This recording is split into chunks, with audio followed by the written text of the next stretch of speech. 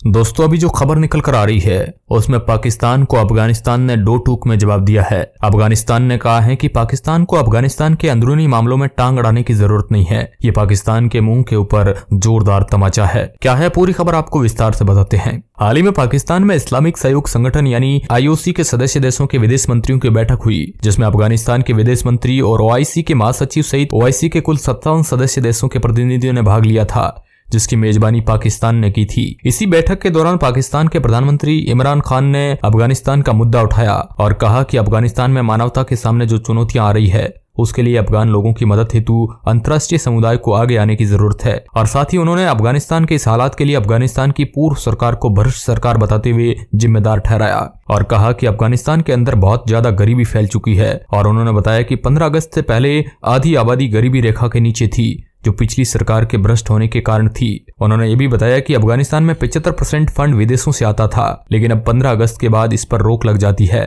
ये सिस्टम बंद हो जाते हैं, यहाँ बैंकिंग सिस्टम पर रोक लग जाती है। ऐसे में अफगानिस्तान के हाल बुरे हो सकते हैं, क्योंकि बीते 40 वर्षों से अफगानिस्तान को बहुत कुछ सहन करना पड़ा और ऐसे हालात में कोई भी देश ढह सकता है। इसके साथ उन्होंने मानवाधिकार की बात करते हुए अफगानिस्तान से कहा है कि अफगानिस्तान के कई अपनी अपनी संस्कृति है, इसलिए वहाँ नए मूल्यों को लागू करने से पहले उसका ध्यान रखना चाहिए। साथ ही उन्होंने पाकिस्तान के अंदर सुरक्षा को लेकर कहा है कि ISIS अफगानिस्तान में रहकर पाकिस्तान को डराता है। इस प्रकार पाकिस्तान अफगान तालिबान के जरिए पाकिस्तान तालिबान TTP को रोकना चाहता है।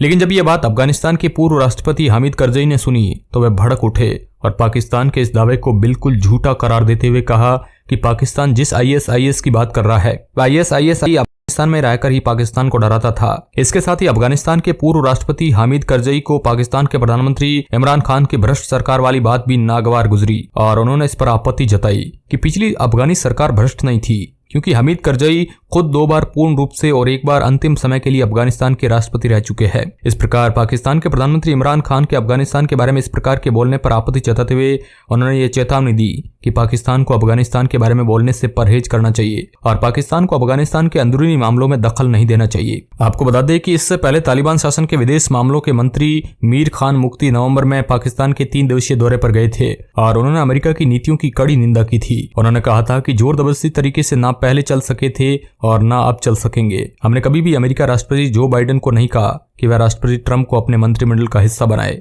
आपको अभी अफगानिस्तान आने पर पता चलेगा कि वहां की महिलाओं को कितने अधिकार मिले हुए हैं। दूसरी ओर OIC सम्मेलन में पाकिस्तान के प्रधानमंत्री इमरान खान ने भी अमेरिका को एक नसीहत के रूप में कहा था कि उसे 4 करोड़ अफगान जनता और तालिबान शासन को अलग करके देखना होगा। और पाकिस्तान के विदेश मंत्री शाह महमूद कुरैशी ने अभी हाल ही में पत्रकारों से बातचीत में कहा था कि हम अफगानिस्तान के प्रवक्ता नहीं है, पर हम उम्मीद करते हैं कि अंतर्राष्ट्रीय समुदाय में अफगान तालिबान को सुनेगा और उनके साथ मिलकर काम करेगा। और अफगानिस्तान व तालिबान से उम्मीद है कि वे अंतर्राष्ट्रीय समुदाय की शंकाओं को समझे। वहीं OIC विदेश मंत्रियों के सम्मेलन में अफगानिस्तान के तालिबान शासन के विदेश मामलों के मंत्री आमिर खान मुफ्ती ने भी भाग लिया और उन्होंने अपने 10 मिनट के भाषण में कहा कि अफगानिस्तान में इस समय केवल आर्थिक मुद्दे सामने है, बाकी अल्लाह का शुक्र है कि सरकार और शांति का मामला कोई मामला नहीं है। हमें उम्मीद है कि आज अफगानिस्तान के मामलों पर कोई अंतिम फैसला हो ही जाएगा। आपको क्या लगता है कि इसमें पाकिस्तान के प्रधानमंत्री सही है या अफगानिस्तान के पूर्व राष्ट्रपति?